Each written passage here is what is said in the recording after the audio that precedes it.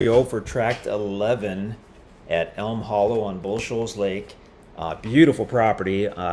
It's outlined with the red and white kind of dashed line. We have it shaded so it jumps out a little bit. We'll get rid of that shading in a minute, but it just made it easier. We were goofing around with the map a few minutes ago here, and putting that shading on it made it really jump out when we zoomed out to look at kind of the whole area. We're using the MapRight, or Land ID, it's called now, interactive map. Really useful. The labels are going to get jumbled when we zoom in and out. That's kind of one of its downsides. But you'll find a similar map on the listing page for this property if you're not already there. It might not have everything individually pointed out. It might just be a map that shows all the tracks at Elm Hollow, but Tract 11, of course, would be included within that, so it'll be easy for you to zoom in and see that. Property itself, fantastic. We are always on the lookout for properties that border the Corp of Engineers Land at Bull Shoals Lake. They're extremely hard to find.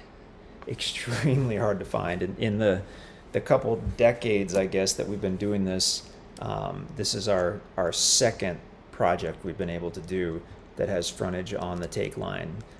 So we are very excited about that. It's the first project we've been able to do that has frontage on the take line, has power available, and has county road frontage.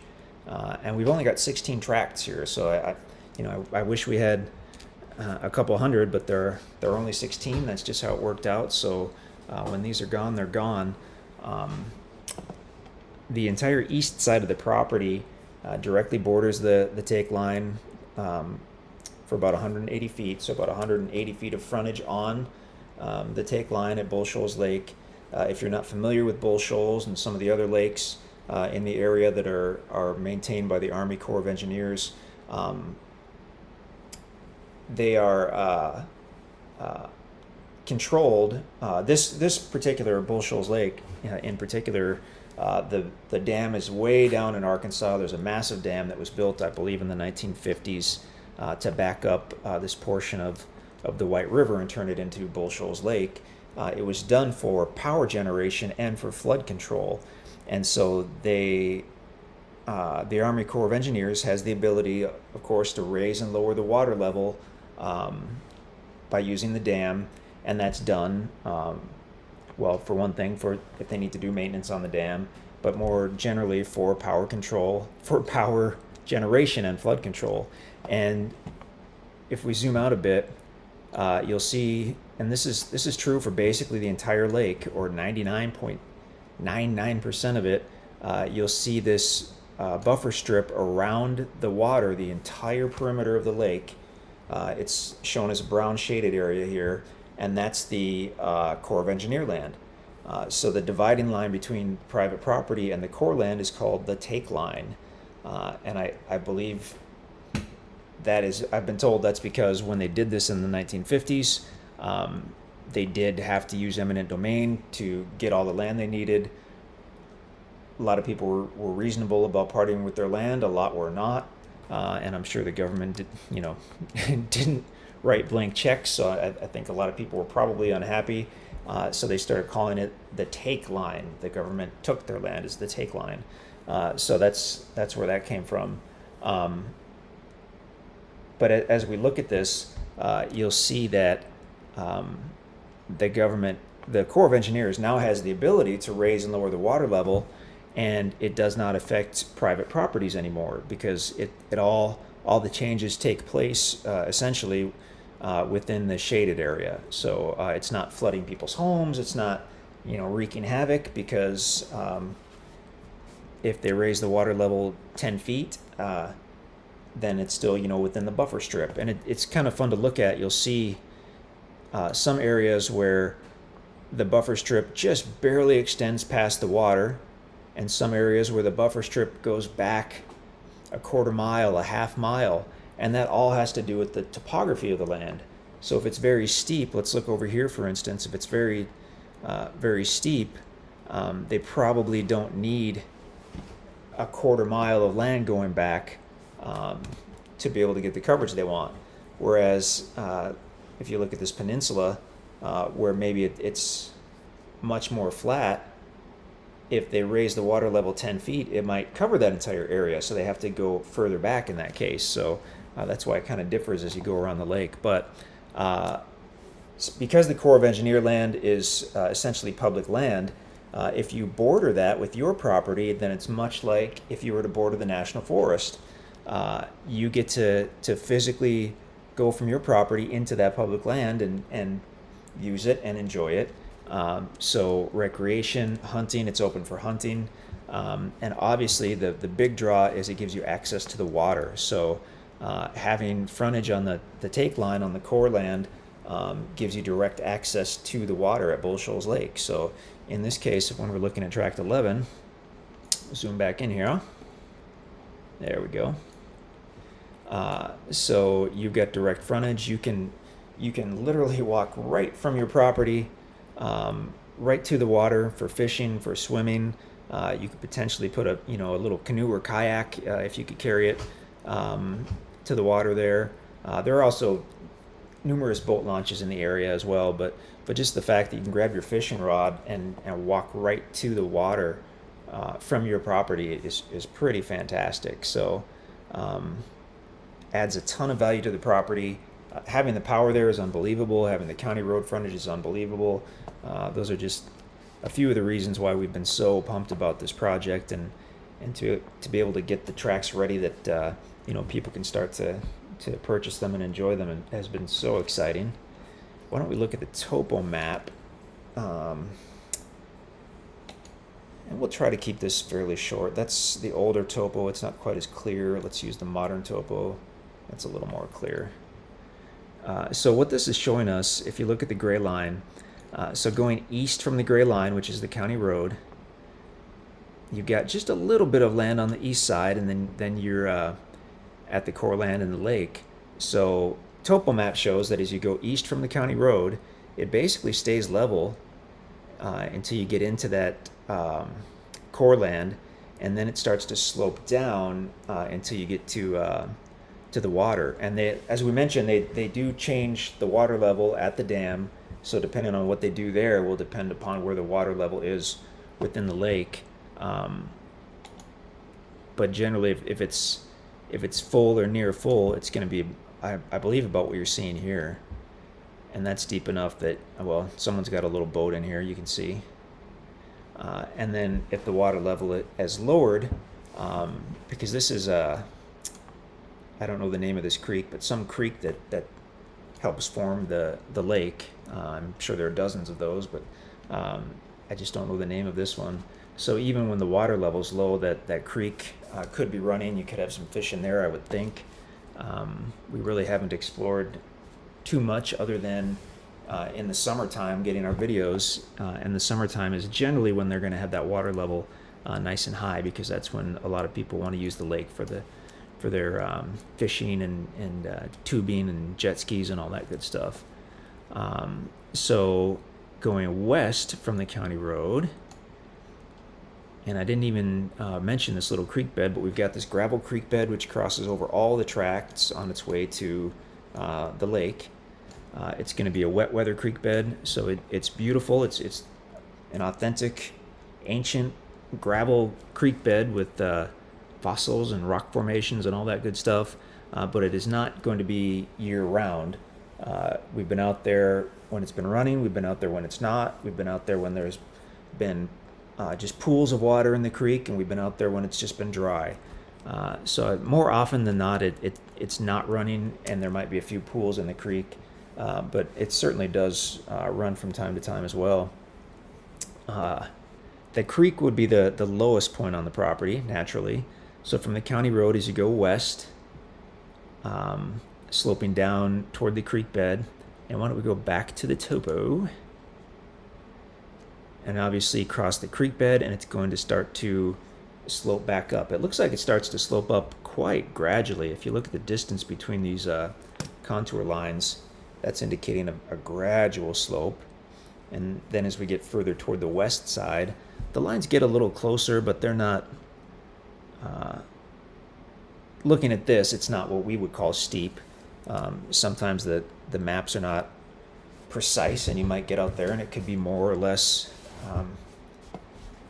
of a slope than what's shown here, but based on what we know in the drone videos and the topo map, it slopes up steadily but not necessarily steeply. And why don't we go to we've got a few different base maps we can try. Let's get rid of this shading. That's not going to help us anymore. There we go. Okay. And we've actually got this labeled here. It looks like west side of property has the potential for a stunning building or camping site with a beautiful view of Bull Shoals Lake. So I'm thinking, based upon the topo and our drone videos and whatnot, we're thinking that this west side could potentially be a really nice building site. You'd have to create some kind of trail or driveway in order to drive to it, but it would be extremely private.